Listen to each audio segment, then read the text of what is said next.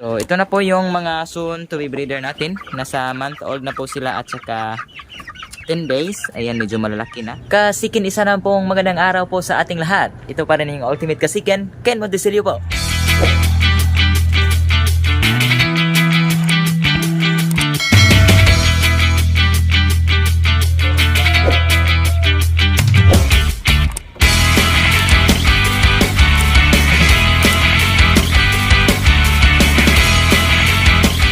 Kasikin, welcome back ulit sa ating YouTube channel. You're still watching Shiki Namnams TV. Marami pong salamat sa patuloy po na panonood. Bali, for today's video nga po pala, ibabahagi po namin sa inyo yung update po namin sa amin pong mga Basilan Giant Breed po na mga manok. Dahil po na-mention po namin sa previous vlog na paparamihin po namin yung amin pong Basilan. At ngayon, ipapakita po namin sa inyo kung gaano na nga ba karami or gaano nga ba kaliit pa yung ating pong Basilan na breed. So sa kasalukuyan po, meron na kaming mga 6 po na inahin ng Basilan at saka 3 po yung broodcock. And then meron na po tayong mga kakaunting sisiw.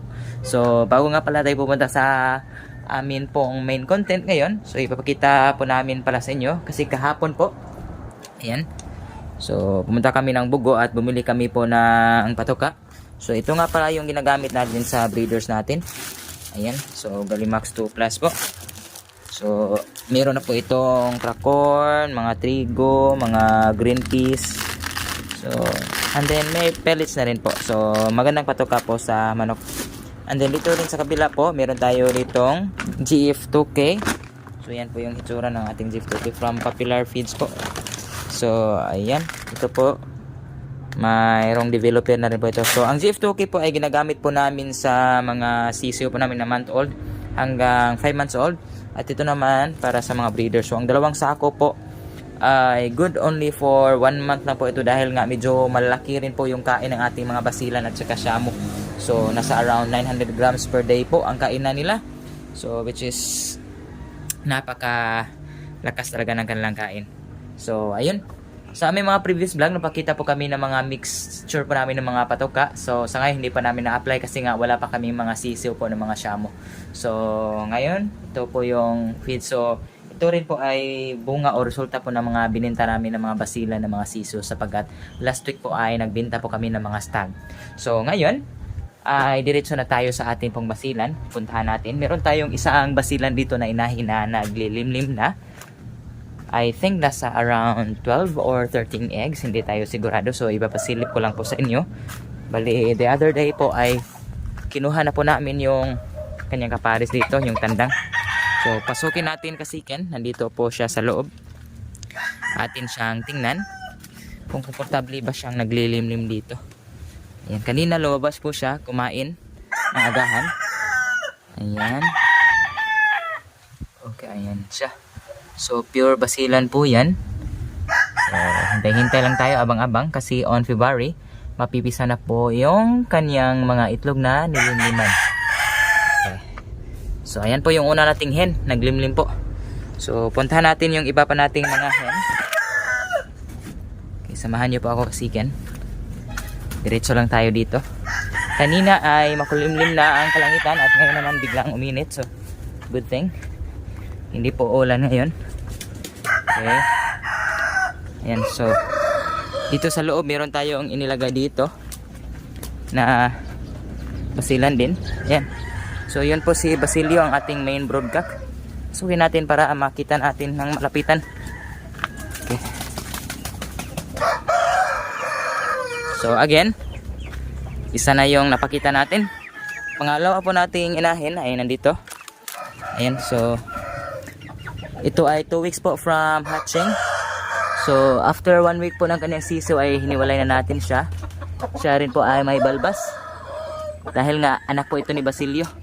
So nag line breeding po tayo, binalik natin siya. So yung abuhin po ay asil po yan. Sinama lang natin sapagkat hindi sila nag-aaway. So ayan, dalawa na ang ating hinahin na Basilan. And then may sisiw na po yung ating pong may balbas, yung bunguto natin na Basilan. Balik tayo dito sa labas kasikan. So wala tayong cameraman, so pasensya po kung medyo magulo yung atin pong pag-video. Okay, so ngayon dito rin tayo. Meron tayong isang inahin dito na Basilan. Okay.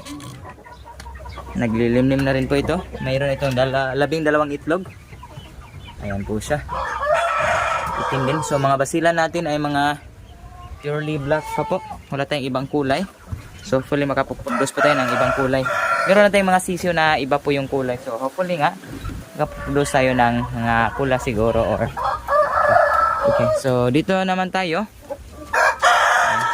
So ang pangatlo nating pang-apat. So ito po yung pang-apat natin na basilan na hen. Ito po yung ating pinakaunang basilan na hen na na-acquired po. Ayan, bali mga anak na po niya yung mga iba nating naging pullets or naging hen. So ito po yung pang-apat. And then we have here pang-5 po. Ayan. Okay. So tingin ko hindi pa sila ready to breed. So hintay-hintay lang tayo. And then pinakawalan muna natin yung ating kanawain kasi wala pa siyang kapartner. Dito rin tayo sa pang-6. So ito sana yung pang-6 natin na na-mention po namin sa vlog na ayan po, napilayan po yung kanyang pakpak, but hopefully maka-recover po yan. So ito pa yung pang-6, black rin. Okay. And then meron kaming 6 po na mga inahin. And then 3 pong broodcock. So ito po ay anak ni Basilio. Ayan. So Basilio Junior po kasi may balbas din. Ayan, medyo malaki din ito. So antay-antay tayo. Wala pa kasi tayong kulungan na bakante kaya hindi pa tayo makapag-breed sa kanila. And then pangalawa po natin, rooster, anak din ito ni Basilio. Ayan, so sobrang laki rin po. Lambuhon po yung kulay. So ito po yung mga basilan namin mga kasiken. 3 broodcock and then 6 po na inahin. So itong kanyang kaparis ay Shamu Asil na po yan. So we're hoping and aiming po na makapag-produce po tayo ng Basilan Blues. So ngayon tapos na tayo sa mga inahin po at broodcock namin. So ipapasilip na namin sa inyo yung pong mga sisiw namin. Dahil nga dahan-dahan na po tayo nakapag-produce ng mga sisiw. So ito na po yung mga soon to be breeder natin. Nasa month old na po sila at saka 10 days. Ayan, medyo malalaki na. So nasa 7 pieces po. Lahat po sila ay babae sapagkat yung po mga lalaki or mga kapatid nila mga stag ay bininta na po natin. Supposedly 13 po sila mga kapatid. So 7 na lang. So naibinta na po natin yung 4. Yung 2 ay hiniwalay lang po natin kasi nga mga stag. So ayan, gagawin nating breeders yan. Pwede itong ibalik sa kanilang mga tatay or sa kanilang mga grandfather. So kung wala tayong ibang broodcock. So di ba? Sulit. Dito pa, meron din tayo ditong 6 din na piraso. Meron pa itong mga stag.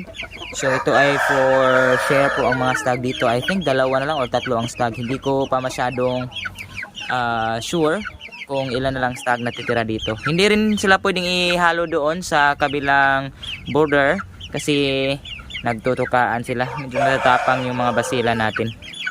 So ayan. And then ito po yung anak po or mga sisiw po ng ating may balbas na inahin. So nasa 2 weeks old po sila. Ayan. So hindi rin po natin klaro kung may mga pulis na ba ito or stag. But so far po, ayan, medyo maliliksi naman. And then sa nabanggit ko po, meron na po tayong, ayan, hindi na po ito itim. So talisayin po ang kanyang kulay. Meron pang isa. So 11 piraso po yan. So gagawin nating breeders lahat po ng mga pullets na tutubo. And then dito sa kabila, mix po ito. Ito ay game fowl po na sisiw at din meron din mga basilan. So yung 3 itim na yan, mga basilan po yan. And then yan pong isa ring malaki is basilan. So the rest, mga game fowl pullets na po yan. Sapagkat hinalo natin yung yung itlog nila dahil isa lang yung naglilimlim at ito na po yung naging resulta. So game fowl at saka basilan.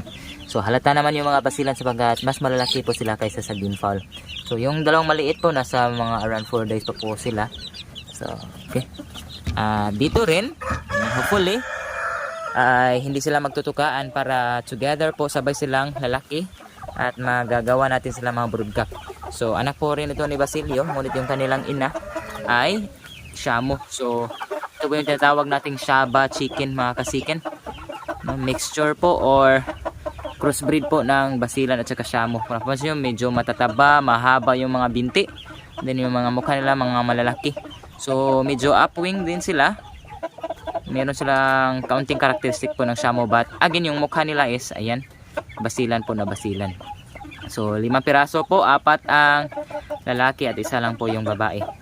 So dito sa isang kulungan, nakasiparit po yung 2 lalaki natin, yung stag.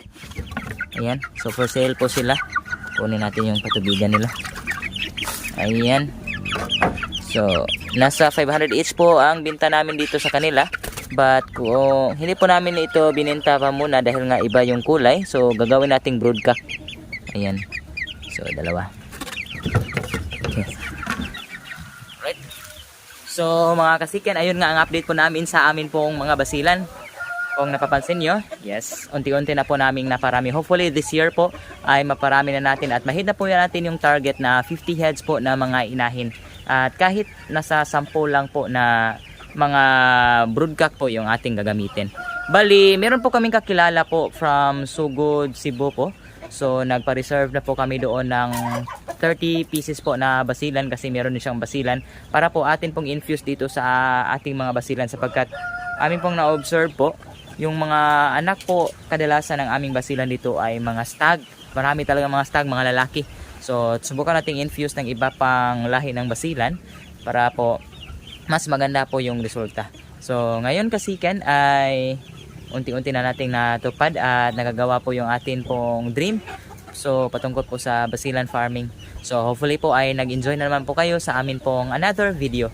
So kung bago ka lang napadaan sa ating YouTube channel, please do consider subscribing po. Malaking tulong na po yan sa ating YouTube channel. Hanggang dito na lang po ang aming video. See you po when I see you. God bless.